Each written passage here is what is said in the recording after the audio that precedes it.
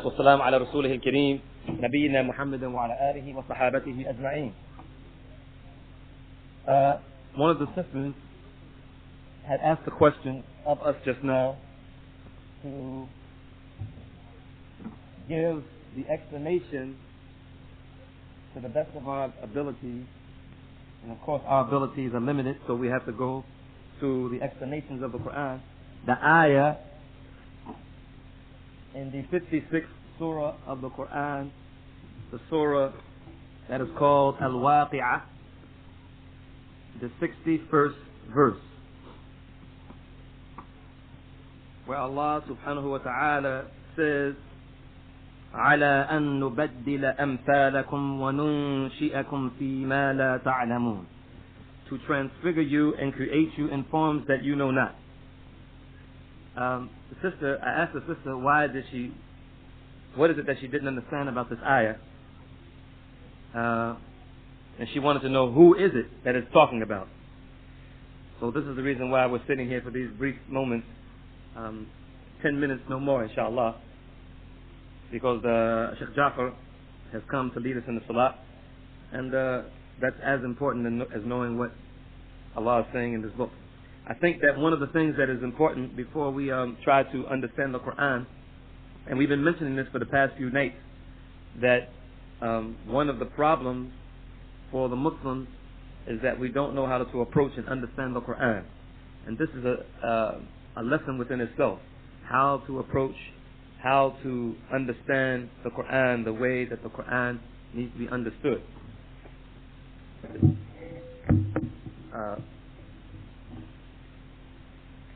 And so maybe, inshallah, one of these evenings, or a few of these evenings, we can discuss on how to approach the Qur'an and how to understand the Qur'an. Already?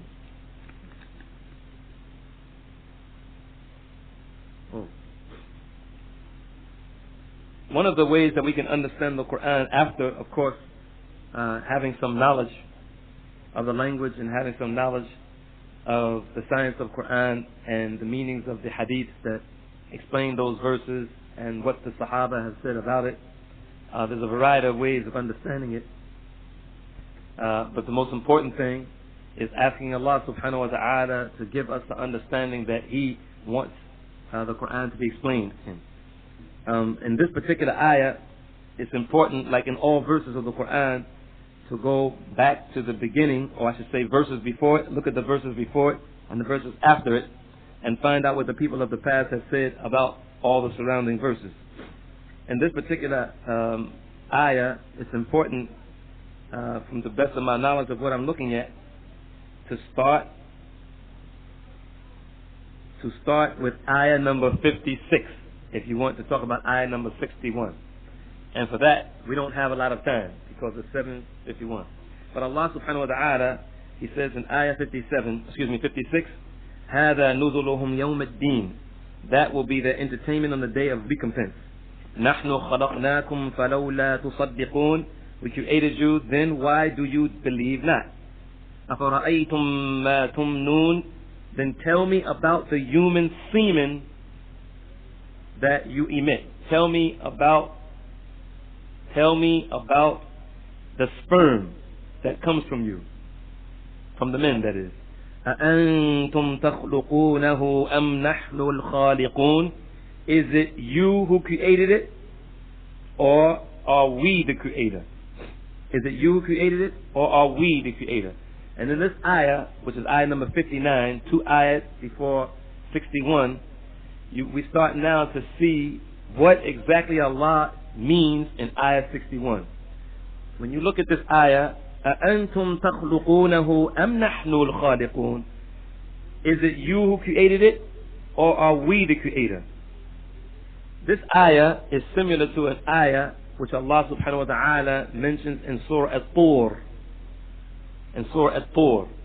And in these verses in Surah At-Tur, one of the companions of the Messenger of Allah, whose name was Jubair ibn Mut'am, he, radiallahu anhu, when he was a mushrik, he was listening to the Prophet one day, sallallahu alayhi wasallam, leading the Salatul Maghrib.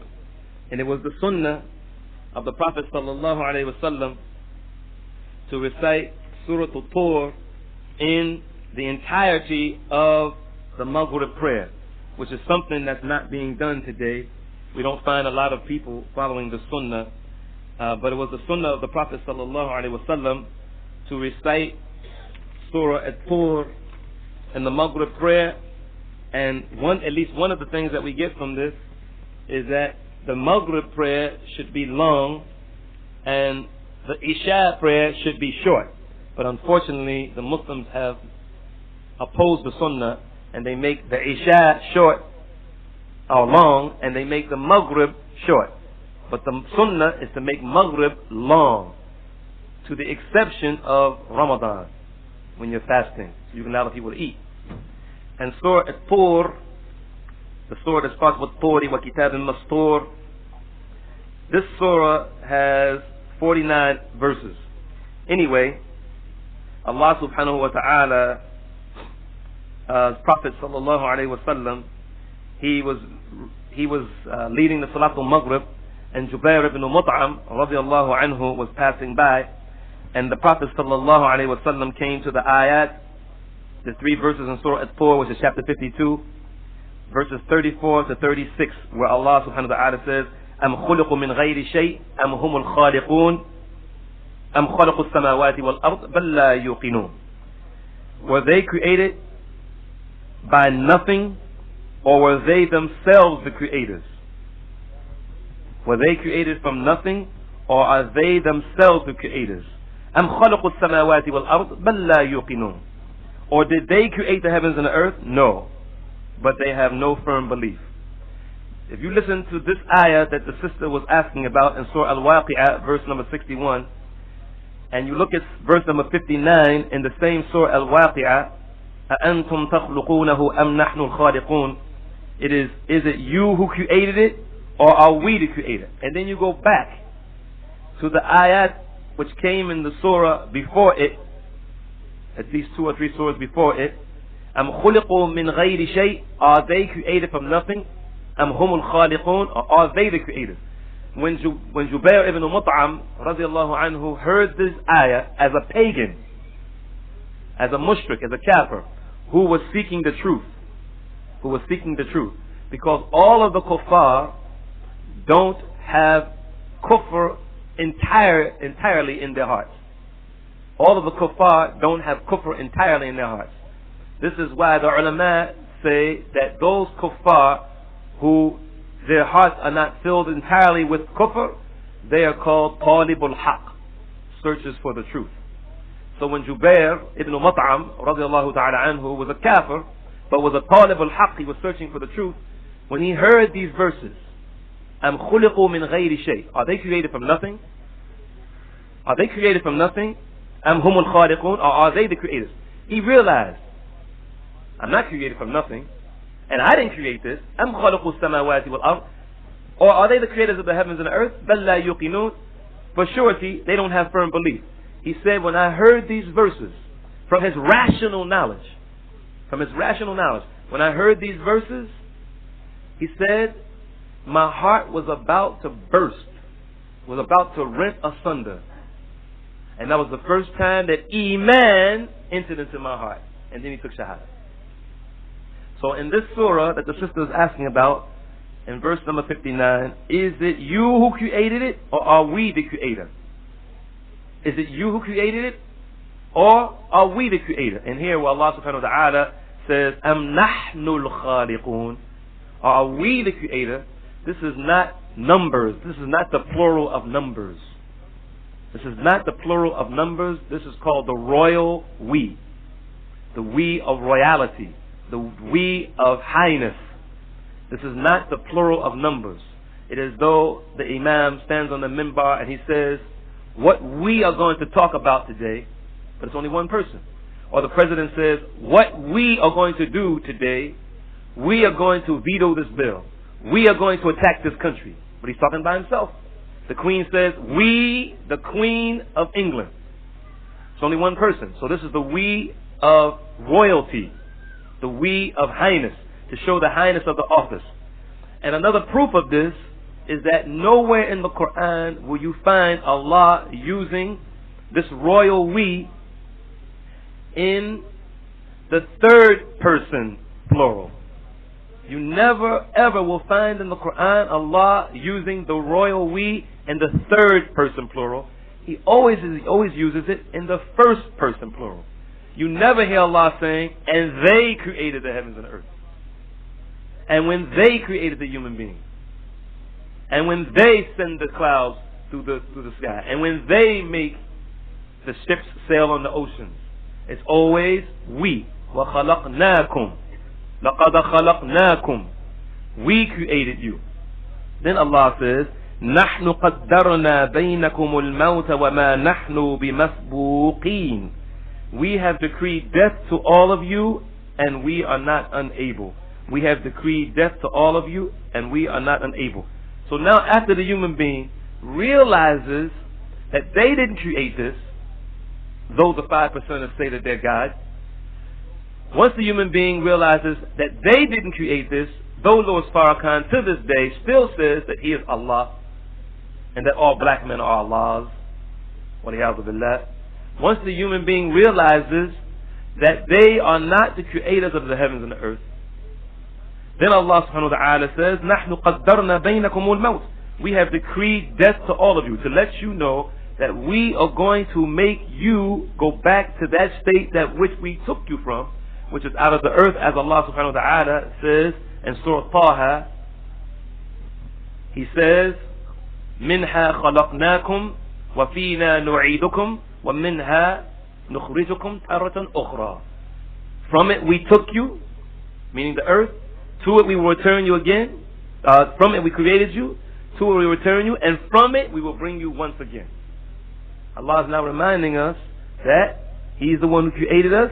He is the one who has determined that we can't escape that death. وَمَا نَحْنُ بِمَسْبُوقِينَ. And we are not unable, meaning to make you come back to life. As Uzair alayhi salam rahimahullah, as we heard the other night in the story in Surah Al-Baqarah, when he went past the town and the town had been destroyed for 70 years, and then Allah subhanahu wa ta'ala made him die for 100 years, and he thought he was only asleep for a day or half a day. It is not because he didn't disbelieve. He just, how is Allah going to be able to do this? These people, this village has been gone for all these years. But Allah subhanahu wa ta'ala brought it back, just like He brought him back, to show that Allah is not unable.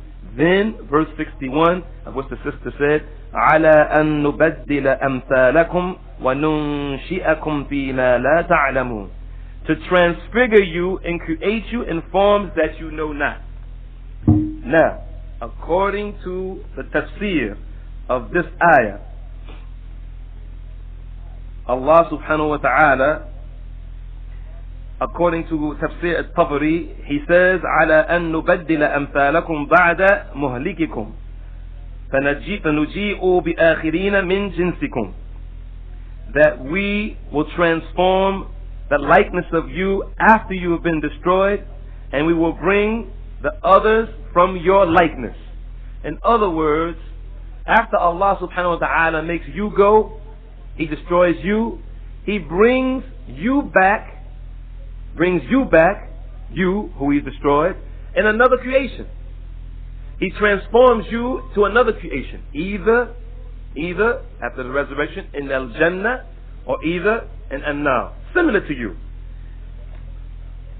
And Ibn Kathir, and we're going to end it here inshallah. I'm sorry that they don't have any numbers here.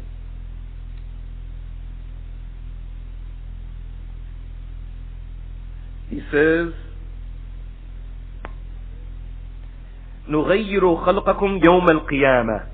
That we will change, and the sisters listening inshallah, that we will transform your creation on the day of resurrection. We will transform your creation on the day of resurrection. And this is similar to the statement of Allah subhanahu wa ta'ala when He says that He will make you, that He takes you from this creation and brings you back into another state.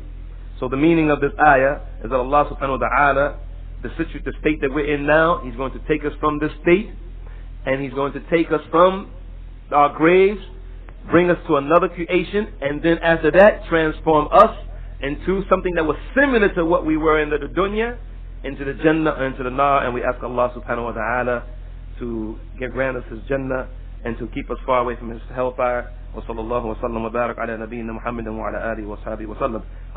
Some sister, I think, sent up a note. She says if you're making a wudu, and the reason why we're just delaying this a lot for these questions is because this question is about wudu, and maybe the sister, we're about to pray, maybe she needs to know it. Immediately. Okay. If you're making a wudu, or you just finished making a wudu and you continue to pass wind, what can you do? The answer from the ulama is that if you have been tested by Allah by what they call flatulence, you have continual passing of the wind, the ulama of Islam, they say that you make wudu when the time of the salat comes in. As soon as the time of the salat comes in, you make a wudu when the time of the salat comes in, not before it. Not before it. You make wudu when the salat time comes in, and then you make salat even if you are continually passing gas in the salat. Even if you pass gas while you're in the salat, which would normally break your wudu and not make you have a salat, because you have an illness, لا يكلف الله نفسا إلا وسعها. Allah does not put a responsibility on a soul more than they can bear. But for the person who doesn't have this, and they just ate a lot of collard greens or cabbage or something like that, then you have to try your best. Attaqullah mastata'tum. You fear Allah as much as you can. And then she also says, do you have to pay 2.5% of zakat every year on your accumulated wealth, even if you paid on the same wealth before? There's no way that you could have paid on the same wealth before, because you're paying the 2.5% that you're paying is from your savings after you've taken care of all your expenses at the end of the year.